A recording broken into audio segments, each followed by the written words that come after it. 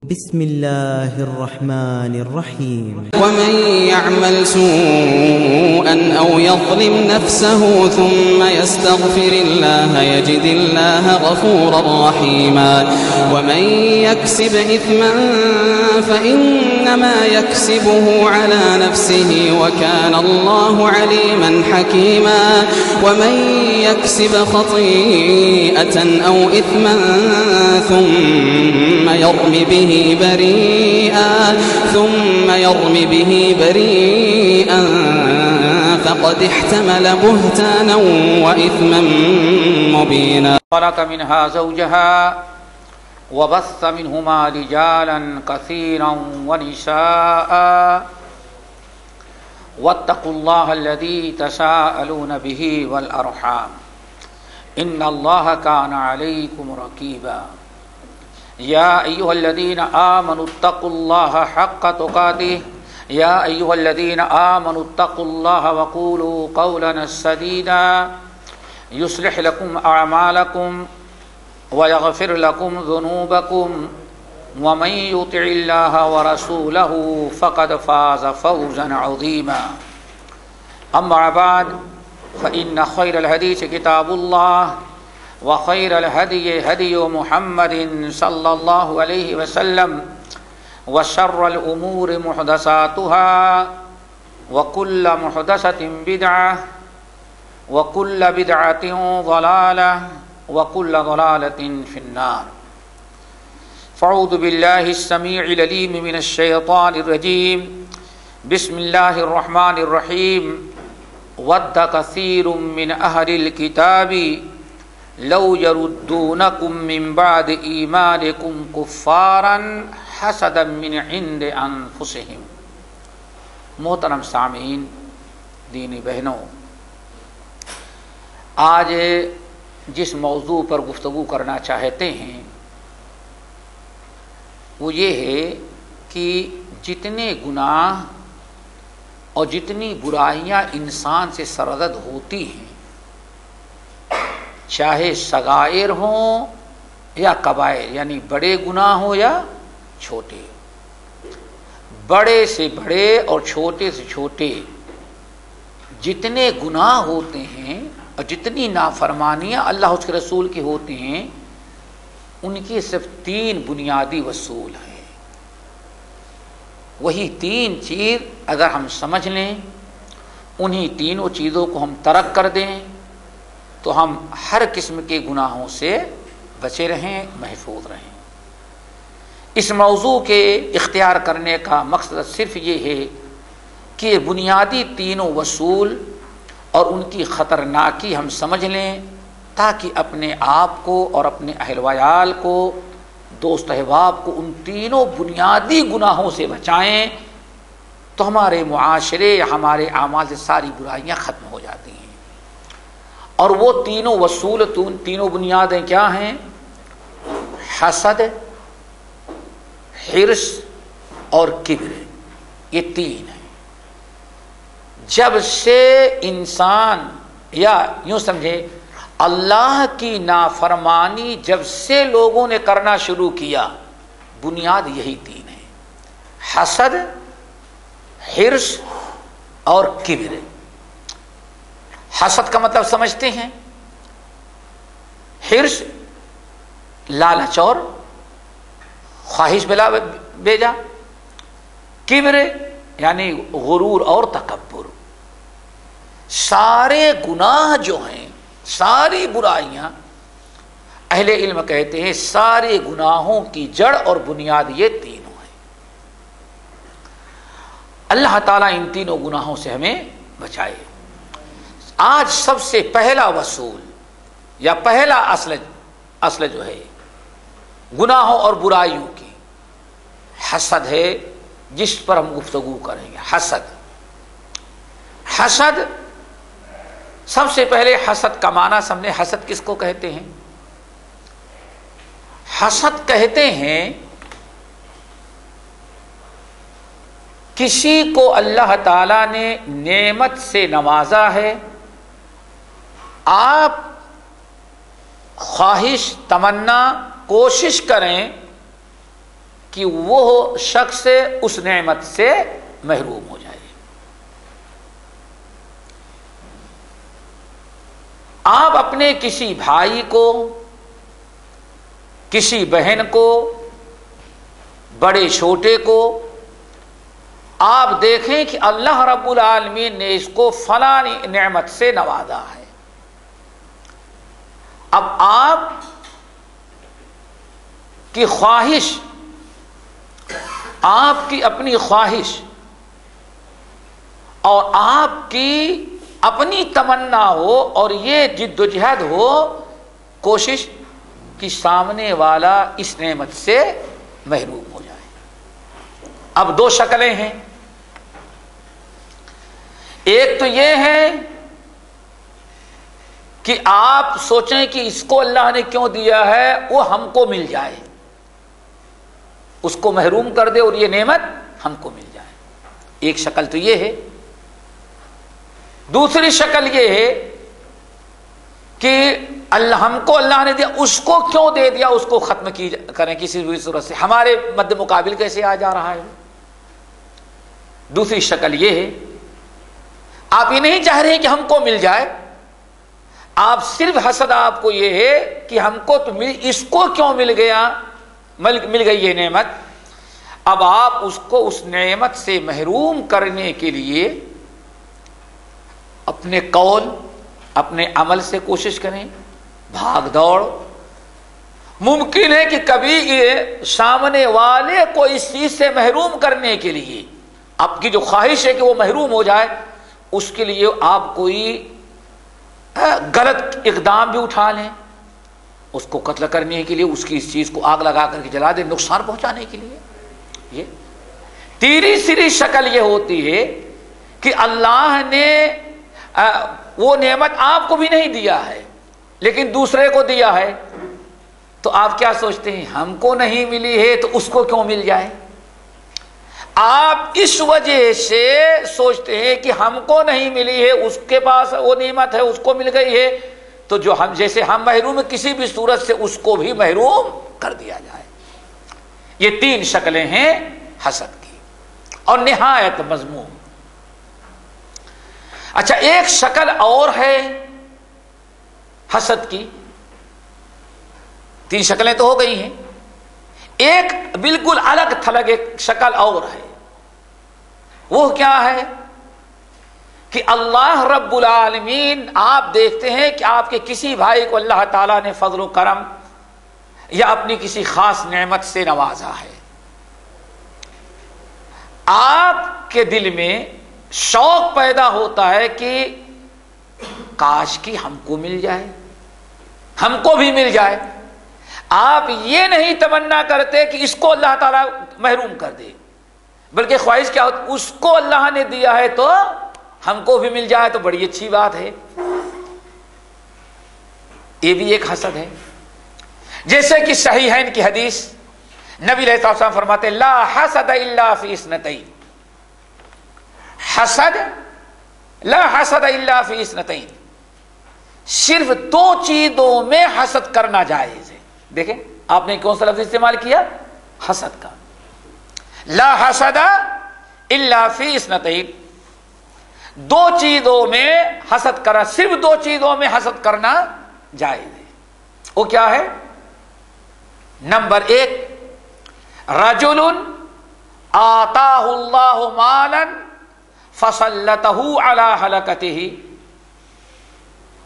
پہلا تو وہ شخص ہے کہ اللہ تعالیٰ نے کسی کو مال دیا ہے، کسی کو دولت سے نوازا ہے، الحمدللہ مال و دولت سے مالا مال ہے، اور اللہ رب العالمین نے اس کو اپنی راہ میں خرچ کرنے کی توفیق بھی دے دیا ہے۔ اللہ نے مال دیا، اور مال کے ساتھ ساتھ وہ شخص ہے، اللہ تعالیٰ کے فضل و کرم سے توفیق ملی ہے، اپنے مال کو اللہ کی راہ میں خرچ کرتا ہے، غریب، مسکین، بیوہ، حاجت مند، مساجد، مدارس، ہر دینی کام میں وہ خرچہ کرتا رہتا ہے۔ اب آپ کے دل میں شوق پیدا ہوتا ہے کہ کاش کی اللہ تعالی ہم کو بھی ایسے مال دے دیتا تو ہم بھی اللہ تعالیٰ کی راہ میں ایسے ہی خرچ کرتے.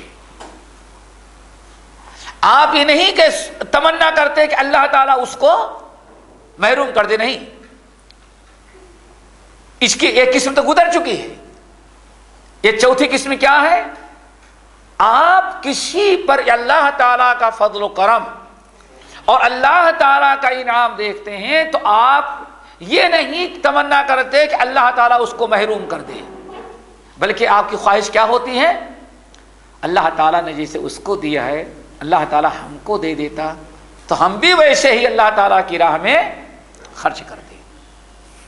یہ پہلا انسان ہے. نمبر دو جس چیز میں حسد کرنا جائز ہے، رجل آتاہ اللہ العلم والحکمہ، یا علم. دوسرا وہ انسان ہے جس کو اللہ تعالیٰ نے علم و حکمت سے نوازا ہے، اور وہ اپنے علم کو، جو اللہ نے اس کو علم و حکمت سے نوازا ہے، اس کے ذریعے لوگوں میں دین کا کام کرتا ہے، لوگوں کو پڑھاتا ہے، لوگوں کو بتاتا ہے. اگر کہیں دو آدمی لڑ پڑتے ہیں تو اپنے علم کی روشنی میں لوگوں کی مصالحت کرا دیتا ہے. اب آپ کو یہ نعمت نہیں ملی ہوئی ہے، آپ محروم ہیں. جب ایک شخص کو دیکھتے ہیں کہ اللہ اس کے رسول کی بات لوگوں کو سکھلا رہا ہے، لوگوں کو بتلا رہا ہے، پڑھا رہا ہے، تقریر کر رہا ہے، نصیحت کر رہا ہے، اور اگر لوگ لڑ جاتے ہیں، کوئی جھگڑا ہو جاتا ہے لوگوں میں تو پہنچ کر کے ان کی مصالحت کروا رہا ہے، یہ دیکھ کر کے آپ کے دل میں تڑپ پیدا ہوتی ہے، شوق پیدا ہوتا ہے، اور تمنا ہوتی کاش کی ہم کو بھی اللہ تعالیٰ ایسے علم دے دیتا تو میں بھی ایسے ہی دین کا کام کرتا. نے فرمایا صرف یہ دو قسم کے لوگ ہیں جن پر حسد کرنا. لیکن یہ حسد جو ہے اس کو عام طور پر غیبتہ کہا جاتا ہے. کیا کہا جاتا ہے؟ حسد کا مطلب یہاں کیا ہے؟ غیبتہ. تو یہ چار قسمیں ہیں جن میں سے پہلی تین قسمیں ناجائز ہیں، اور یہ آخری چیز جو ہے یہ ناجائز نہیں بلکہ بہت بڑی نیکی ہے. اللہ تعالیٰ یہ چیز ہمارے اندر پیدا کر دے. اب اسی لیے اس حدیث کو سنا دینا بہت ہی مناسب ہوگا جس کو امام ترمذی رحمۃ اللہ علیہ اپنی سنن میں، امام بہقی شعب الایمان میں، امام احمد بن حنبل رحمۃ اللہ علیہ نے اپنی مسند میں ابو قبشہ الانماری رضی اللہ تعالیٰ عنہ سے نقل کرتے ہیں. انما الدنیا لاربعۃ نفر، اے لوگوں یہ دنیا میں صرف چار قسم کے لوگ ہوتے ہیں. انما الدنیا لاربعۃ نفر، یہ دنیا صرف چار قسم کے لوگوں کی خاطر ہے. نمبر ایک، رجل رزقہ اللہ علما ومالا، رزقہ اللہ علما مالا وعلما. پہلا وہ انسان ہے جس کو اللہ تعالیٰ نے مال دیا ہے اور مال کے ساتھ ساتھ علم بھی دیا ہے. نور علی نور ہے، علم بھی عطا کیا اور مال بھی دیا. اللہ نے مال دیا اور علم دیا. اپنے علم کے ذریعے اللہ تعالیٰ کے دیے ہوئے مال میں جو لوگوں کے حقوق ہے اس کو پہچانتا ہے. اس میں اللہ کا حق کیا ہے، رشتہ داروں کا حق کیا ہے، غریبوں کا ہے، یتیموں کا ہے، ضرورت مندوں کا ہے. اپنے علم کے روشنی میں، علم کے مطابق اللہ تعالیٰ سے ڈرتا ہے، اور ڈر اور خوف اور اپنے علم کی برکت سے اپنے مال سے تمام لوگوں کے حقوق کو ادا کرتا ہے. آپ نے فرمایا فہذا بافضل المنازل، یہی حشر کے میدان میں یا دنیا میں سب سے اعلیٰ درجے کا انسان ہے جس کو اللہ نے مال دیا اور علم دیا. نمبر دو، وہ انسان ہے جس کو اللہ نے صرف علم دیا ہے لیکن مال نہیں دیا ہے. صرف علم دیا ہے، مال نہیں دیا ہے. لیکن جب یہ علم والا آدمی اپنے اس مسلمان بھائی کو دیکھتا ہے پہلے کو جس کو اللہ نے مال بھی دیا ہے اور علم دیا ہے، سوچتا ہے علم میں تو دونوں ہیں، وہ علم سے اپنی خدمت کر رہا ہے، میں بھی کر لے رہا ہوں، لیکن اللہ نے اس کو مال دیا ہے، اپنے مال کے ذریعے جو لوگوں کی اللہ کے مخلوق کی خدمت کرتا ہے، میں اس سے محروم رہ جاتا ہوں۔ اللہ کاش کی اگر اللہ تعالیٰ مجھے بھی مال دے دیتا تو میں بھی اسی کی طرح اچھا عمل کرتا۔ آنے فرمایا فَهُوَ بِنِيَّتِهِ فَأَجْرُهُمَا سَوَاءٌ، یہ دوسرا شخص جو ہے ایک اچھی نیت اور ارادہ تمنا رکھنے کی بنا پر اللہ تعالیٰ اس کو بھی پہلے کے درجے میں رکھ دیتے ہیں۔ ہاں تو ہو گئے نمبر 3، یعنی تیسرا انسان جس کے لیے اللہ تعالیٰ نے دنیا دے رکھے، جو دنیا میں پایا جاتا ہے۔ رجل رزقہ اللہ مالا ولم یرزقہ علما، تیسرا وہ انسان ہے جس کو اللہ تعالیٰ نے مال تو دیا لیکن علم نہیں دیا، بالکل کورا ہے، جاہل ہے، اس کو یہ پتا نہیں کہ ہاں مال مل جانے کے بعد اس میں کس کے حقوق ہیں، اور نہ تو اللہ تعالیٰ کا ڈر ہے، اس لیے اپنے مال کو اپنے مرضی کے مطابق جیسے چاہتا ہے، حلال حرام ناجائز فضول ہر جگہ اپنا مال خرچ کرتا ہے، کہ اپنے آپ کو گناہوں سے بچا نہیں پاتا، کہ اس کو علم ہی نہیں ہے، کوشش نہیں کیا، اس مال کو استعمال کرنے کا طریقہ علم سے آتا، علم اس نے سیکھا ہی نہیں، اور نہ اللہ تعالیٰ کا ڈر ہے، اپنے مال کے ذریعے خوب دل کھول کر کے نافرمانی کر رہا ہے۔ کیوں؟ اب تم مال اللہ نے اتنا دے دیا کہ جو نافرمانی مال کے ذریعے کر سکتا ہے مال کے ذریعے بھی کر رہا ہے۔ آنے فرمایا فہذا بأخبث المنازل، یہی سب سے بدترین درجے کا انسان ہے۔ اور وجہ کیا ہے؟ علم کا، مال کا تصرف، جو کہ مال میں بغیر علم کے ناجائز تصرف کر رہا ہے۔ فہذا بأخبث المنازل، سب سے بدترین درجے کا انسان ہے۔ نمبر 4، رجل لم یرزقہ مالا ولا علما، وہ ایسا انسان ہے جس کو نہ اللہ نے مال دیا ہے نہ تو علم دی، دونوں سے محروم ہے، پلے درجے کا جاہل بھی ہے اور مال سے بھی محروم ہے۔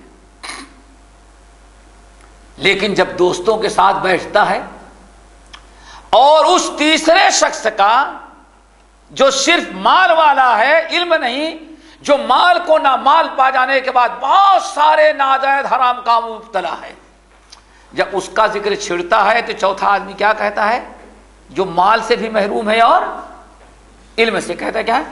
بس ان کے پاس ہے، اگر ہمارے پاس مال ہوتا تو ہم ان کو بھی پیچھے کر دیتے۔ اللہ نے فرمایا فَوِزْرُهُمَا سَوَاءٌ، یہ بدبخت اپنے ناجائز اور غلط تمنا کی بنا پر یہ بھی تیسرے درجے کا جو سب سے بدترین انسان تھا اسی کے درجے میں اللہ تعالیٰ اس کو بھی ڈال دیتے۔ بہرحال بتانا مقصد یہ تھا کہ نیک چیزوں کی میں اگر اپنے بھائی کو آپ دیکھتے ہیں کوئی اچھا عمل کر رہا ہے، کسی نعمت سے اللہ نے نوازا ہے، آپ اس کے نیکیوں کو دیکھ کر کے آپ ویسے بننے کی تمنا کریں تو ایک اچھا عمل ہے۔ برا کب ہوگا؟ جب آپ کے اندر یہ حسد پیدا ہو جائے کہ اللہ تعالیٰ اس سے وہ کوشش کریں کہ اس کی یہ نعمت چھن جائے اور یہ محروم ہو جائے، جیسے کہ پہلے 3 قسمیں حسد کی بتائی ہیں۔ حسد، میں نے کہا سب سے پہلا گناہ جو ہوا ہے وہ دنیا میں کیا ہے میرے بھائیو؟ حسد کا۔ تمام گناہوں کی بنیاد اور جڑ یہ پہلا اصل ہے۔ پہلا گناہ کیا ہوا؟ اللہ رب العالمین نے جب آدم علیہ السلام کا جبرائیل امین کو بھیجا، جبرائیل پہلے تو اللہ نے بتایا وَإِذْ قَالَ رَبُّكَ لِلْمَلَائِكَةِ إِنِّي جَاعِلٌ فِي الْأَرْضِ خلیفہ. اللہ نے بہت سارے مقام پر ہے جن کا خلاصہ یہ ہے اللہ رب العالمین نے فرشتوں سے کہا، جس میں جن جو وہاں موجود تھا سن رہا تھا، بتایا کہ دیکھو میں ایک انسان بنانے والا آدم کو بنانے والا ہوں. پھر اللہ نے جبرائیل امین کو بھیجا کہ جاؤ دنیا میں جتنی قسم کی مٹی ہوتی ہے تھوڑی تھوڑی مٹی اٹھا کر کے لاؤ. لائی گئی مٹی کو گارا بنایا گیا، پھر اس کو سڑایا گیا، پھر اس کا پتلا بنایا گیا، خوب کڑی ہو گئی. پھر اللہ تعالیٰ نے روح پھونکی، حضرت آدم علیہ السلام اٹھ کر کے کھڑے ہو گئے. آدم کو چھینک آئی. اللہ نے فرمایا الحمدللہ کہو ذرا دیکھو فرشتے کیا کہتے ہیں. بہرحال بہت لمبا واقعہ ہے. ابلیس نے اور سب کچھ بنا دینے کے بعد اللہ تعالیٰ نے فرشتوں کو حکم دیا کہ سب کے سب کس کا سجدہ کرو؟ آدم کا. جب ابلیس لعین نے دیکھا کہ اللہ تعالیٰ آدم کو اپنے ہاتھوں سے بنا رہا ہے، جتنی مخلوق پیدا کیا تھا ابھی تک اللہ تعالیٰ نے کس سے؟ اپنے ہاتھ سے نہیں پیدا کیا. جب اللہ تعالیٰ نے کسی چیز کا ارادہ کیا، جنوں کو حکم دیا، آگ کو حکم دیا آگ جن پیدا کر دے، اللہ نے حکم دیا آگ سے کون لوگ پیدا ہو گئے؟ ابلیس. نور کو حکم دیا اتنے فرشتے بن جاؤ، لمحے بھر میں نور سے کتنے اربوں خربوں کی تعداد میں فرشتے بن گئے. جتنی چیزیں اللہ تعالیٰ نے پیدا کرنا چاہا، اللہ تعالیٰ کا فرمان کن فیکون. ٹھیک ہے نا. ابلیس نے دیکھا کہ آدم مٹی کے پتلے اللہ تعالیٰ اپنے ہاتھوں سے ان کو بنا رہا ہے، پھر اللہ روح ڈال رہا ہے، پھر روح ڈال دینے کے بعد وَعَلَّمَ آدَمَ الْأَسْمَاءَ كُلَّهَا ثُمَّ عَرَضَهُمْ عَلَى الْمَلَائِكَةِ. اتنے سارے فرشتے اللہ تعالیٰ نے آدم کو علم بھی دے دیا، اپنے ہاتھوں سے پیدا کیا، روح ڈالی. وَعَلَّمَ آدَمَ الْأَسْمَاءَ كُلَّهَا، اور تمام چیزوں کا نام دے کر سکھلا کر کے اللہ تعالیٰ نے آدم کو علم بھی دے دیا. اور ساری مخلوق ابھی تک علم سے محروم تھی. ابلیس ملعون دیکھ رہا ہے ارے مٹی کا پتلا اللہ نے اپنے ہاتھ سے مٹی کو استعمال کے بنایا، مٹی کا پتلا پھر اللہ نے اپنے ہاتھ سے بنایا، روح پھونکی، اور پھر اللہ نے ان کو علم سے دے دیا، اور سارے فرشتوں پر ان کو برتری حاصل ہو گئی علم کی برکت سے. اور تمام فرشتوں کو حکم دیا کہ آدم کا سجدہ کرو. دیکھا یہ تو آدم کو بہت ساری فضیلت حاصل ہو گئی. اللہ نے اپنے ہاتھ سے پیدا کیا، روح ڈالی، پھر اللہ نے ان کو علم سے نوازا، مسجود فرشتہ ملائکہ بنایا. آدم کو یہیں سے حسد پیدا ہو گیا. ابلیس کو یہیں سے حسد پیدا ہو گیا. اس نے کیا کہا؟ انا خیر منہ، انا خیر منہ. اللہ تعالیٰ یہ آدم سے میں اچھا ہوں.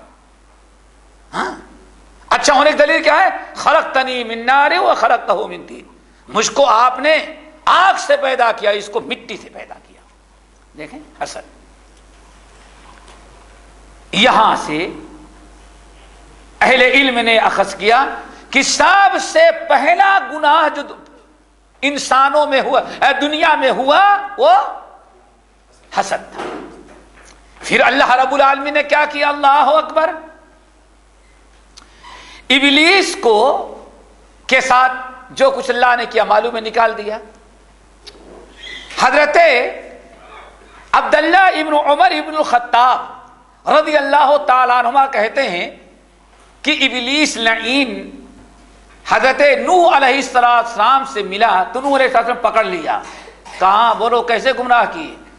کہا آ تو گیا دنیا کے اندر لیکن اللہ اکبر ابلیس کہتا ہے بات اصل یہ اسنتان بہما اہلک بنی آدم، دو برائیاں، دو چیزیں ہیں، اسنتان اہلک بہما بنی آدم، کتنے بھی نبی پیغمبر آتے رہیں، کتنی بھی آسمانی کتاب نازل ہوتی رہیں، کتنے مولانا ان کو تقریر کرنے والے آئیں، لیکن دو چیزیں ہمارے ہاتھ میں ایسی آ گئی ہیں، آدم کی انسان کی فطرت میں دو چیزیں ایسی ہیں، اسنتان بہما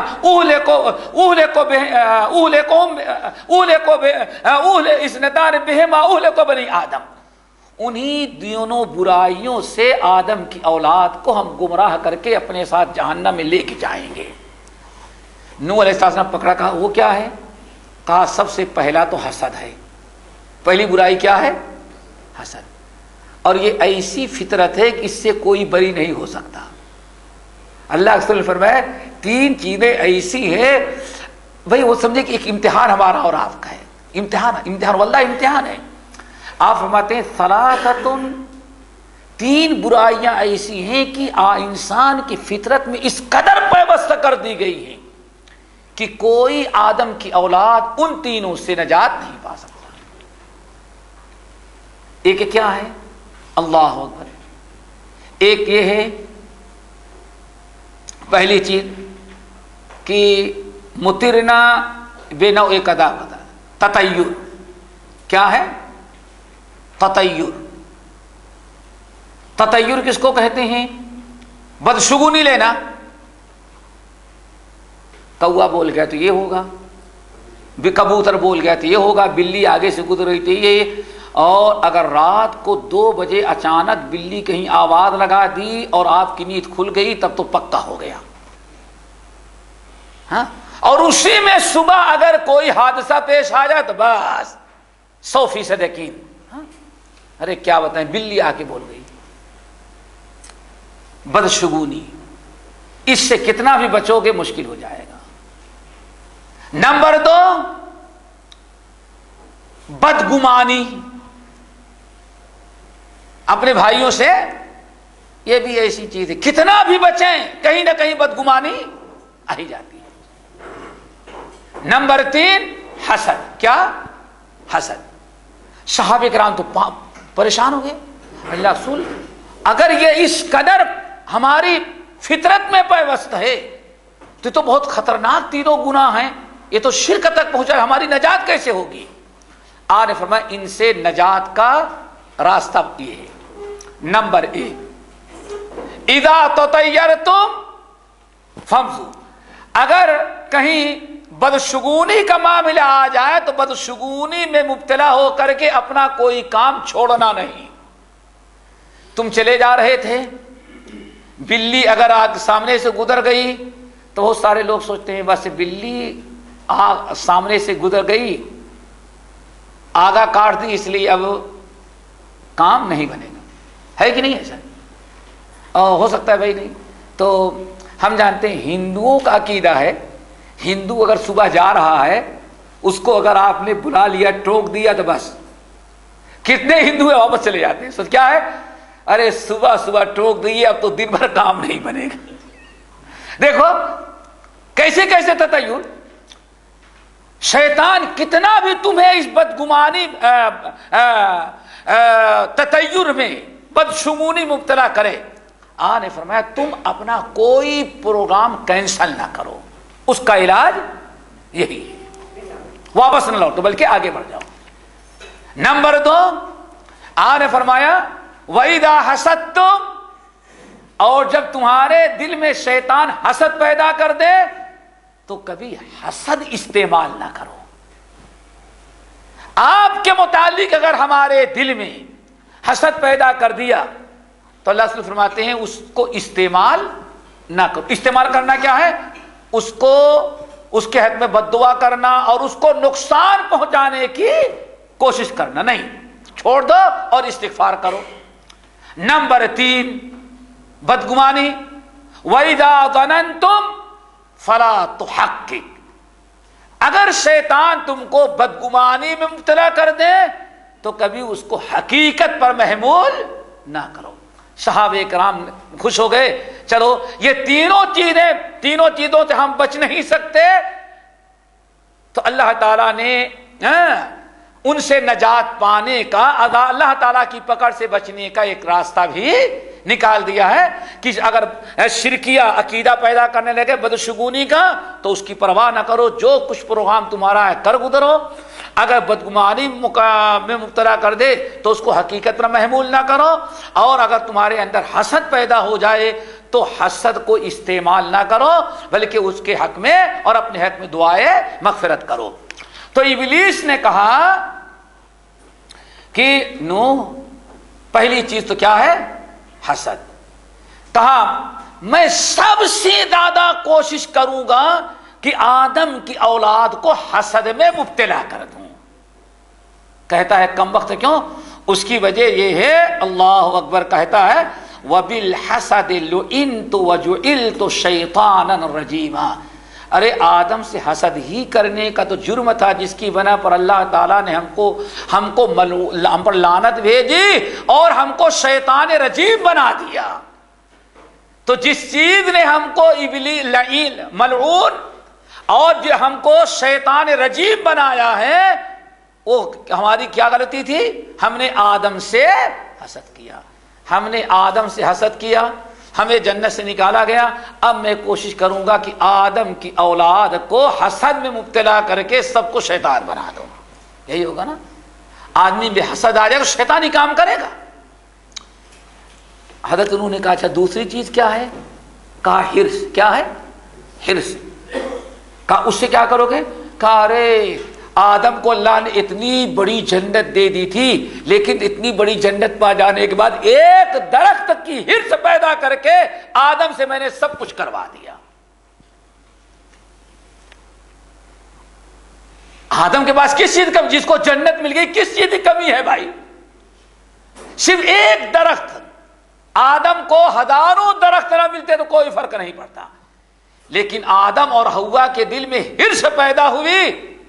ابلیس کہتا ہے دیکھا حرص کے ذریعے ہم نے کیسے آدم کو جنت سے باہر کروا دیا۔ کہا کہ آدم کی دو اولاد کو برباد کرنے کے لیے ہمارے پاس یہ دو ہتھ کنڈے بہت ہی مضبوط ہیں، ایک حسد اور دوسرا حرص۔ اللہ اکبر۔ پھر آپ ذرا سوچیں، ہم لوگ سوچتے ہوں گے آج تک ہم نے کسی سے حسد کیا تو ہمارا کیا بگڑ گیا؟ ارے بھائی حسد تو پتہ نہیں کیا کیا کرا دیتا، ہم کو احساس نہیں ہوتا۔ آؤ حضرت یوسف علیہ السلام کو دیکھو۔ کس کو؟ حضرت یا آدم کے بعد آدم کے بیٹوں میں ذرا دیکھو، حابیل و قابیل کو۔ صرف پورے قرآن پاک میں سورۃ المائدہ میں جو حابیل و قابیل کا واقعہ پڑھ ڈالے، کوئی جھگڑے لڑائی کی بات نہیں تھی۔ حابیل اور قابیل دونوں کو شادی کرنا ہے، دونوں کو شادی کرنا ہے۔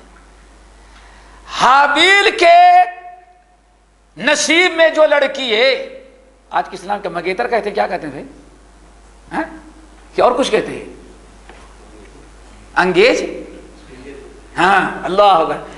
حضرت آدم کے بیٹے حابیل کے نصیب میں جو لڑکی ہے، اللہ تعالیٰ نے اس کو زیادہ حسن و جمال سے نوازا ہے، لیکن قابیل کے نصیب میں جو تھی وہ اتنا زیادہ حسن و جمال خوبصورت نہیں جتنا حابیل کی نصیب والی تھی۔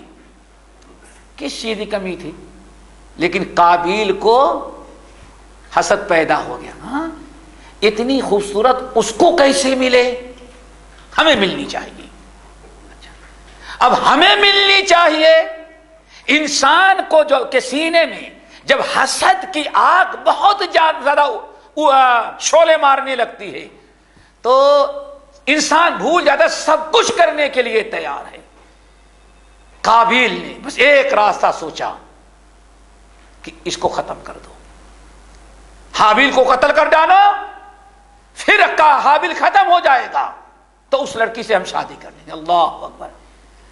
صرف ایک بیوی کے بارے میں حسد کا پیدا ہو جانا، قابیل کے دل میں حسد آ جانا، اس نے اتنا بڑا جرم کر ڈالا کہ اپنے سگے بھائی کو قتل کر ڈالا، اور اللہ کے نبی اپنے باپ آدم کا دل دکھایا۔ قتل کر ڈالنے کے بعد اپنے بھائی کی لاش کو لے کر کے گھوم رہا ہے، ٹہل رہا ہے، کہاں چھپائے؟ کوئی بات سمجھ میں نہیں آ رہی ہے۔ اللہ تعالیٰ فرماتے اس ذلیل ہونا تھا قابیل کو، اللہ تعالیٰ نے کوے کو بھیجا، فبعث اللہ غرابا یبحث فی الارض لیریہ کیف یواری سوءۃ اخیہ، ایک کوے کو بھیجا، اور بعض لوگ کہتے ہیں ایک کوے نے دوسرے کوے کو قتل کیا، تو کوا اپنے مقتول کوے کو اپنے چنگل سے گڈھا کھود کر کے اس میں دفنا رہا تھا۔ قابیل نے دیکھ لیا، کہا کاش کی، ارے ہم سے بہتر تو یہ کیا ہے، کوا ہے، دنیا ہی میں ذلیل ہو گیا، کاش کہ میں بھی کوے کے مانند ہوتا، اتنا عقل مند۔ کوا تو گناہ کر کے چھپانا جانتا ہے، اور قابیل تو مہا بدبخت ہے، تو جرم کر ڈالا لیکن چھپانا بھی اس کو نہیں آتا۔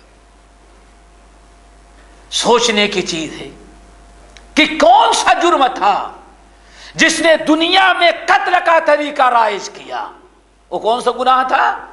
حسد کا۔ پھر انجام ذرا دیکھو، اللہ رسول ارشاد کیا فرماتے ہیں، قیامت تک اب جتنے ناحق خون ہوں گے، قیامت تک جتنا لوگوں کو ناحق قتل کیا جائے گا، قاتل کو جتنا گناہ ملے گا اتنا ہی گناہ قابیل بدبخت کے بھی نام اعمال میں لکھ دیا جائے گا۔ ذرا دیکھو، یہ کوئی معمولی سی بدبختی ہے، اور قابیل کو اس بدترین درجے تک پہنچانے کا والا عمل جو ہے، اس عمل غلطی جو ہے وہ صرف اس کے دل میں حسد کہا جانا۔ اور ذرا سنو میرے بھائی، حسد یہ کوئی معمولی چیز نہیں، سارے برائیوں کی جڑ۔ ذرا سوچو حسد کیا کیا کروا دیتا ہے انسان سے۔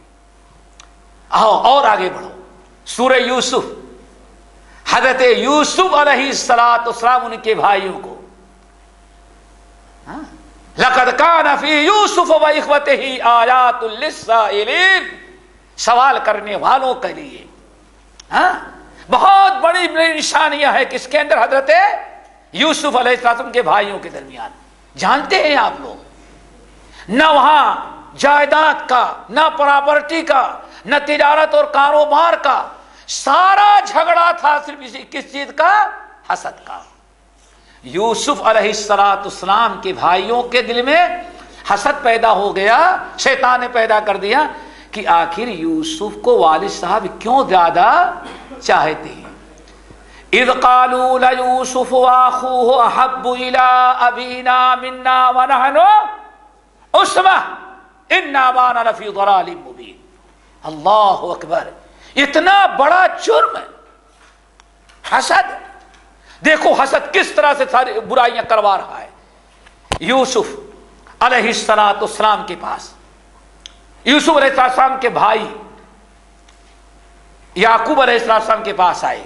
ذرا دیکھو، اب آپس میں بھائیوں نے میٹنگ کی، بھائی یوسف اور اس کے بھائی کو ہمارے باپ جو ہیں کیوں بہت زیادہ چاہتے ہیں۔ ذرا غور سے سنیں، اذ قالوا لیوسف واخوه احب الى ابینا منا ونحن عصبة، تعداد میں، قوت میں، طاقت میں، کاروبار کے لائق، ہماری تعداد میں ہم اتنے بھائی ہیں، ہم بڑے ہیں، ہم طاقتور ہیں، ہم ہر قسم کے کاروبار سنبھالنے کے لائق ہیں، لیکن باپ چاہتا کس کو زیادہ ہے؟ یوسف اور اس کے بعد چھوٹے چھوٹے جو ہیں بھی۔ پھر ذرا سن، ان ابانا لفی ضلال، واقعی ہمارا باپ بڑا بیوقوف ہے۔ دیکھو حسد نے باپ وہ بھی نبی کو گمراہ اور بیوقوف قرار دلوا رہا ہے۔ کتنا بڑا جرم ہے، نبی کی بے ادبی جو ہے انسان کو کفر تک پہنچا دیتی ہے۔ لیکن بیٹوں کو، بھائیوں کے دلوں میں جب حسد پیدا ہو گیا تو حسد کی آگ ان کو کہاں تک پہنچا دی؟ باپ کو ان ابانا لفی ضلال مبین، واقعی ہمارا باپ بڑا بیوقوف نکلا۔ کیا خیال ہے کوئی لائق اولاد اپنے باپ کے متعلق ایسا لفظ نہیں استعمال کر سکتی، وہ بھی چلو باپ تو ہی ہیں، اللہ یعقوب اللہ علیہ السلام اللہ کے نبی اور پیغمبر، اگر باپ نہ ہوتے تو صرف پیغمبر ہونے کی بنا پر بھی کسی انسان کے لیے جائز نہیں تھا، مومن کے لیے، کہ کسی نبی کو بیوقوف اور احمق کہے۔ صرف حسد نے اتنی برائی پر پہنچا دیا۔ پھر ذرا دیکھو، پھر باپ کے پاس مشورہ کیا کیا جائے، لوگوں نے کہا کہ اس کو قتل، اقتلوا یوسف واطرحوه ارضا یخل لکم، آسان سا معاملہ ہے، قتل کر ڈالو۔ بھائی نے کہا نہیں قتل نہ کرو، اس کو کہیں دور دراز کنویں میں پھینک کر کے آ جاؤ۔ میٹنگ کی ہے، ٹھیک ہے نا، اب میٹنگ کر کے جب فارغ ہوئے تو کس کے پاس آئے؟ اپنے باپ۔ یا ابانا ما لک تأمنا علی یوسف وإنا له لناصحون ارسلہ معنا غدا یرتع ویلعب وإنا له لحافظون۔ والد صاحب کیا بات ہے، آپ یوسف کے بارے میں کبھی ہم پر بھروسہ آپ نہیں کر، دیکھا اب جو کہتے الو بنانا، سارے بھائی مل کر کے اب بیوقوف کس کو بنا رہے ہیں؟ دغا دھوکہ اللہ اپنے باپ نبی اللہ یعقوب کے ساتھ، مکر و فریب۔ یا ابانا ما لک لا تأمنا علی یوسف، والد صاحب کیا بات ہے، ہم لوگ اتنے گئے گزرے ہیں کہ کبھی یوسف پر کے بارے میں ہم پر بھروسہ نہیں کرتے، ہم لوگ کوئی جانور ہے کاٹ ڈالیں گے کھا ڈالیں گے، ما لک لا تأمنا، آپ کیوں نہیں بھروسہ کرتے یوسف پر؟ وَإِنَّا لَهُ لَنَاصِحُونَ، حالانکہ ہم یوسف کے خیر خواہ ہیں، ہم خیر خواہ ہیں، لیکن آپ نے آج تک ہم لوگوں کو یوسف کا بدخواہ سمجھا ہے، کبھی آپ نے یعنی کیا بتا رہے ہیں کہ آپ نا انصافی کرتے ہیں، انصاف سے کام نہیں لیتے۔ چلو بھائی لے گئے، یوسف کو کنویں کے اندر ڈالا، اتنا بدترین جرم، زندہ بھائی کو کنویں کے اندر ڈالا، کس لیے بھائی؟ وہ دل میں جو حسد پیدا ہو گیا تھا، وہ حسد کی آگ اصل میں ٹھنڈی نہیں ہو رہی تھی، یہ ہے حسد۔ اور اس کے اندر بہت ساری چیزیں ہیں جو تفصیل میں جانا نہیں چاہتا، اشارہ یہ کر رہا، بتانا یہ چاہتا تھا کہ دیکھو یوسف علیہ السلام کے بھائیوں کو اتنے جرائم کرنے پر جس چیز نے آمادہ کیا، ان کے دل میں یوسف علیہ السلام کے متعلق حسد پیدا ہو گیا تھا۔ اسی لیے بھائی ہمیں حسد سے پناہ مانگنے کا حکم دیا گیا۔ اللہ اکبر، حسد کتنی بدترین چیز ہے۔ ان دو تین مثالوں کے بعد آگے ذرا سنو، یہودی موسیٰ علیہ السلام کے زمانے سے لے کر کے حضرت عیسیٰ علیہ السلام کے زمانے تک جو لاکھوں نبی اور پیغمبر آئے تھے، ہر ایک نے یہودیوں کو کہا تھا دیکھو ایک زمانہ آئے گا، آخری زمانے میں ایک نبی پیدا ہوں گے، ان کی یہ علامات ہوں گی، ان کی یہ خوبیاں ہوں گی، ان کے اندر یہ کمال ہوگا، ان کی یہ نشانیاں ہیں، یاد رکھو، اور جب وہ نبی آ جائیں تو ان پر ایمان لانا۔ یہی ہے نا قرآن پاک کیا ہے، یہی اسلامی تعلیمات تھی۔ یہودی مدینے میں اسی لیے آ کر کے آباد تھے چونکہ بتایا گیا تھا عرب میں پیدا ہوگا اور ہجرت کر کے ایک ایسی جگہ آئے گا جہاں کھجور کے باغات ہوں گے اور پورا شہر دو پہاڑیوں کے بیچ میں ہوگا۔ یہودی نبی علیہ السلام کے انتظار میں بیٹھے ہوئے تھے، لیکن میرے بھائیوں جب نبی علیہ السلام آ گئے تو ایمان لانے سے یہودیوں نے انکار کر دیا۔ کس چیز نے انکار کیا بھائی؟ اس دیکھنے کی چیز ہے، اللہ نے فرمایا یعرفونہ کما یعرفون ابناءہم، یہودی جس نبی کی موسیٰ، عیسیٰ، زکریا، سلیمان، داؤد، ان ہزاروں نبیوں نے جس آخری نبی کی پیشین گوئی کی تھی اور جس پر ایمان لانے کا ان یہودیوں کو حکم دیا تھا، اور تورات اور انجیل میں جس نبی کی علامتیں نشانیاں ہیں، یہودی 100% سمجھتے ہیں کہ یہی نبی ہے. اللہ نے فرمایا یعرفونہ کما یعرفون ابناہم، یہودی نبی کو سچا نبی، آخری نبی ویسے ہی یقینی طور پر سمجھتے ہیں جیسے اپنی اولاد کے بارے میں یقین ہے کہ میری ہی اولاد ہے. اتنی بڑی چیز اور کیا ہو سکتی ہے. لیکن ایمان کیوں نہیں لائے؟ سورۃ البقرہ کے اندر اللہ تعالیٰ فرماتے ہیں وَدَّ كَثِيرٌ مِّنْ أَهْلِ الْكِتَابِ لَوْ يَرُدُّونَكُم مِّن بَعْدِ إِيمَانِكُمْ كُفَّارًا حَسَدًا مِّنْ عِندِ أَنفُسِهِمْ، حَسَدًا مِّنْ عِندِ أَنفُسِهِمْ. یہودیوں نے جب دیکھا کہ آخری نبی تو ہیں بہت بڑے لیکن ہماری برادری میں نہیں پیدا ہوئے، یہ اسماعیل کی برادری عرب کی نسل میں پیدا ہو گئی. اتنا اونچا مقام و مرتبہ، آخری نبی بنی عرب میں آئے، آخری نبی ہماری قوم میں پیدا ہونا تھا. اس لیے حسد میں آ کر کے یہودیوں نے ایمان لانے سے انکار کر. دیکھا یعنی آدمی کے دل میں پڑھا لکھا بھی ہو، حق سامنے واضح ہو جائے، حق کھل کر کے آ جائے، سینکڑوں دلیلیں بھی ہوں، لیکن آدمی کے دل میں حسد پیدا ہو جائے تو ایمان لانے سے روک دیتا ہے. اللہ فرماتے ہیں خود تو ایمان بھی نہیں لائے بلکہ بہت سارے لوگوں کو کافر بنانے کی بھی کوشش کر رہے تھے کہ اس نبی پر کوئی ایمان نہ لا سکے. اور وجہ کیا تھی؟ حسدا من عند انفسہم. اللہ فرماتے ہیں چونکہ ان یہودیوں کے دلوں میں حسد پیدا ہو گیا. اور ذرا سنو سورۃ النساء آیت نمبر 54. اب یحسدون الناس علی ما آتاہم اللہ من فضلہ. آخر یہودی کیوں نہیں ایمان لاتے؟ صرف یہی وجہ ہے نا کہ یہودیوں کو حسد پیدا ہو گیا کہ اللہ تعالیٰ نے آخری نبی بنی اسماعیل یعنی آخری نبی کو عرب میں کیوں پیدا کر دیا، ہماری قوم میں کیوں نہیں پیدا کیا. صرف اسی حسد نے یہودیوں کو اس بات پر آج تک آمادہ کر رکھا ہے کہ نبی پر ایمان نہیں لائے. اسی لیے میرے بھائیوں حسد کے متعلق بہت ساری حدیث ہیں، صرف ایک حدیث سن لینا بہت کافی ہے ہمارے لیے. امام نسائی رحمۃ اللہ علیہ نے، امام نسائی اور اسی طرح سے امام حاکم، ابن حبان، بہقی وغیرہ نقل کرتے ہیں. ابو ہریرہ رضی اللہ تعالی عنہ فرماتے ہیں اللہ رسول نے فرمایا کہ لا یجتمعان فی النار مسلم قتل کافرا ثم سدد وقارب. ایک مسلمان جس نے میدان جنگ میں کسی کافر کو قتل کیا،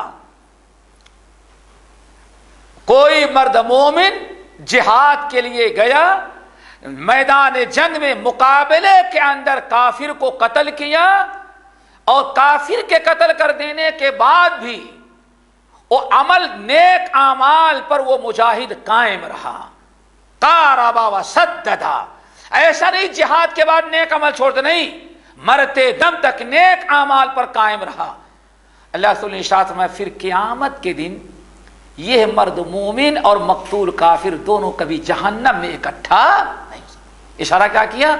کافر تو جہنم ہی میں جائے گا نا وہ، اور یہ مجاہد جس نے کافر کو قتل کیا ہے یہ جہنم میں اس کے ساتھ نہیں جمع نہیں ہو سکتے. کیا مطلب ہے؟ کافر تو جہنم میں جانا یقینی جانا ہی جانا ہے، یعنی اس مومن کا جہنم میں جانا ناممکن ہے. کس مومن کا؟ جس نے جہاد کرتے ہوئے کافر کو قتل کیا. نمبر 2 ولا یجتمعان فی جوف مؤمن غبار فی سبیل اللہ وفیع جہنم. اللہ اکبر. آپ نے ارشاد فرمایا اور کسی مرد، کوئی ایسا مرد مومن جو اللہ تعالی کی راہ میں نکلا اور اس کے بدن پر، اس کے قدموں پر، اس کے کپڑے اور چہرے پر اگر دھول مٹی گرد و غبار آ گئے، لگ گئے، تو اتنا محبوب اللہ تعالیٰ کے ہاں وہ بندہ بن جاتا ہے کہ اب یہ جس کے بدن پر گرد و غبار ہے، لگ گئے ہیں اللہ کی راہ میں، اللہ تعالیٰ اس کو اس قدر جہنم سے بچائے گا کہ اللہ تعالیٰ کے راستے کے گرد و غبار اور جہنم کی آنچ اور دھواں کبھی ایک شخص پر اکٹھا نہیں ہو سکتے. یعنی اللہ تعالیٰ اس کو حشر کے میدان سے سیدھے جنت میں داخل کر دے گا، جہنم کے قریب اس کو جانے کی ضرورت نہیں پڑے گی. اللہ اکبر. نمبر 3 جو بھی بتلانا چاہتا تھا، وَلَا يَجْتَمِعَانِ فِي قَلْبِ عَبْدٍ الایمان والحسد. اللہ اکبر. سن لو، آپ نے ارشاد فرمایا اور کسی ایک مومن، ایک انسان جس کے دل میں ایمان ہو، کبھی ایک انسان کے دل میں ایمان اور حسد جیسی برائی دونوں کبھی اکٹھا نہیں ہو سکتی. یعنی جس کے دل میں ایمان ہے اس کے دل میں حسد نہیں ہونا چاہیے، اور جس کے دل میں حسد ہے سمجھو کہ اس کے دل میں ایمان نہیں. ایمان ذرا سوچیں، اس حدیث میں ایمان اور حسد، اللہ اکبر، ایمان اور کفر نہیں، ایمان اور شرک نہیں، ایمان اور نفاق نہیں. اس حدیث میں ایمان کا مد کے مد مقابل اللہ کے رسول نے کس کو بیان کیا ہے؟ حسد کو. ایمان اور حسد کبھی ایک مومن کے دل میں اکٹھا نہیں ہو سکتے. کیوں بھائی؟ ایمان اور حسد دونوں کا آپس میں ٹکراؤ ہے، ایک دوسرے کے ضد ہیں. ایمان ہے تو حسد نہیں، اور حسد ہے تو وہ ایمان انسان کے اندر نہیں جو ایمان اللہ تعالیٰ کو مطلوب ہے. اللہ اکبر. امام اسی لیے اس حدیث کو سننے کے بعد ہمیں کوشش کرنی چاہیے کہ ہمارے دل میں حسد نہ آئے. کیوں بھائی؟ حسد انسان کو ہزاروں گناہوں اور برائیوں میں مبتلا کر دیتی ہے. ذرا دیکھو، اگر حسد پیدا ہوگا تو بیٹے نبی کو بھی کیا کہہ رہے ہیں، باپ کو کیا کہہ رہے ہیں کہ بیوقوف ہے. اللہ اکبر. نبی کو کیا کہہ رہے ہیں، اور نبی کو بھی الو بنا رہے ہیں. سارا معاملہ کیا ہے؟ صرف حسد. اللہ پتہ نہیں کتنے کتنے گناہ. اسی لیے اللہ اکبر. حضرت حمزہ بن ثعلبہ رضی اللہ تعالیٰ عنہ کہتے ہیں، امام طبرانی رحمت اللہ علیہ اس حدیث کو نقل کرتے ہیں، اللہ رسول نے ارشاد فرمایا لا یزال الناس بخیر ما لم یتحاسدوا. لا یزال الناس بخیر ما لم یتحاسدوا.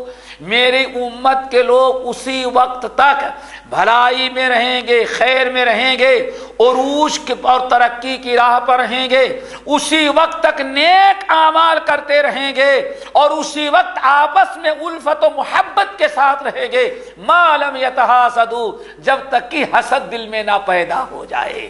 اور جہاں میرے امت کے لوگوں کے دلوں میں حسد پیدا ہوا، اب الفت و محبت ختم، اتفاق و اتحاد ختم، اب امت کا عروج و ترقی رک جائے گی، اور امت جو ہے ذلت اور پسپائی کی زندگی گزارنے لگے گی. لا یزال الناس بخیر ما لم یتحاسدوا. میرے امت کے لوگ اسی وقت خیر برکت کی راہ پر رہیں گے جب تک حسد نہ کرتے رہیں. اگر حسد کرنے لگیں گے تو ساری ترقی عروج کے اور خیر و برکت کی ساری راہیں رک جائیں گی. اللہ اکبر. بھائی امیر معاویہ رضی اللہ تعالیٰ عنہ کہتے تھے، بڑی پیاری بات، اللہ اکبر، کہتے تھے امیر معاویہ رضی اللہ تعالیٰ عنہ کہ جتنے گناہ ہیں، جتنی عادتیں پائی جاتی ہیں، ذرا اچھی طرح سنیے گا، جتنے گناہ، جتنی برائیاں آدمی پائی جاتی ہیں، امیر معاویہ کہتے ہیں انسان جتنی بھی برائیاں کرتا ہے، ساری برائیوں میں سب سے زیادہ عدل و انصاف کرنے والا گناہ جو ہے حسد ہے. ذرا غور سے سنیں. ارے بھائی امیر معاویہ ہے، کتنی بڑی بات کہہ رہے ہیں. کہتے ہیں اللہ اکبر لیس فی خصال الشر اعدل من الحسد. جتنی برائیاں انسان کر سکتا ہے، ساری برائیوں میں حسد سے زیادہ عدل و انصاف کرنے والی برائی اور گناہ کوئی دوسرا نہیں ہے. سوچتے ہوں گے آپ لوگوں کیسے؟ امیر معاویہ پھر اس کی تفسیر کہتے ہیں، انسان جب حسد کرتا ہے تو حسد اتنا انصاف والا مرد ہے کہ حسد کرنے والے کو حسد پہلے نقصان پہنچاتا ہے، اور جس سے حسد کرتا ہے اس کو بعد میں نقصان پہنچاتا ہے. نہیں بات سمجھ میں آئی؟ آپ کے دل میں اگر حسد پیدا ہو گیا کہ بھائی کو نقصان پہنچانا ہے تو حسد پہلے آپ کو نقصان پہنچائے گا اور جس سے حسد کرتے اس کو بعد میں نقصان پہنچائے گا. وہ کیسے؟ آپ کے حسد نے آپ کے ایمان کو تو ختم کر دیا. ابھی آپ نے سنا اللہ رسول کیا فرماتے ہیں؟ حسد اور ایمان دونوں ایک دل میں اکٹھا نہیں. تو وہاں اس کو نقصان کے لیے سوچ رہے ہیں لیکن حسد نے آپ کو نقصان پہنچا دیا. اس سے زیادہ عدل و انصاف کرنے والا برا عمل کون ہوگا کہ برے کو پہلے نقصان پہنچائے دوسرے کو بعد میں نقصان. اس لیے کہتے ہیں لیس فی خصال الشر اعدل من الحسد. پھر اب آپ کی نیند تو حرام ہو گئی, سکون ختم ہو گیا, کیوں دیکھا نہیں جا رہا ہے کہ بھائی کیسے آگے بڑھ گیا. وہ تو بیچارہ سو رہا ہے, جب نقصان پہنچائیں گے تب اس کا بگڑے گا. نیند اس حسد نے آپ کی پہلے خراب کر دی, نیکیاں آپ کی ختم کر دیا. اسی لیے امیر معاویہ رضی اللہ تعالیٰ عنہ کہتے تھے بڑی پیاری بات ہے, انسان محسود کو نقصان جس پر حسد کیا جا رہا ہے اس کو بعد میں پہنچاتا ہے, اور حسد کرنے والا جس کے دل میں حسد ہے حاسد کو حسد پہلے نقصان پہنچا دیتا ہے, اس کو برباد کرتا ہے, اس کو تو بعد میں پتہ نہیں برباد ہوگا یا برباد بھی نہیں ہوگا, لیکن یہ تو برباد ہوگا جس نے اپنے دل میں حسد پیدا کیا. اللہ تعالیٰ سب کو حسد جیسی بیماری سے محفوظ رکھے. خوب کثرت سے دعا پڑھا کرے ومن شر حاسد اذا حسد. باقی انشاءاللہ اگلے ہفتے اقول قولی ھذا واستغفر اللہ من کل ذنب واتوب الیہ. سبحانک اللہم وبحمدک اشہد ان لا الہ الا انت استغفرک واتوب الیک.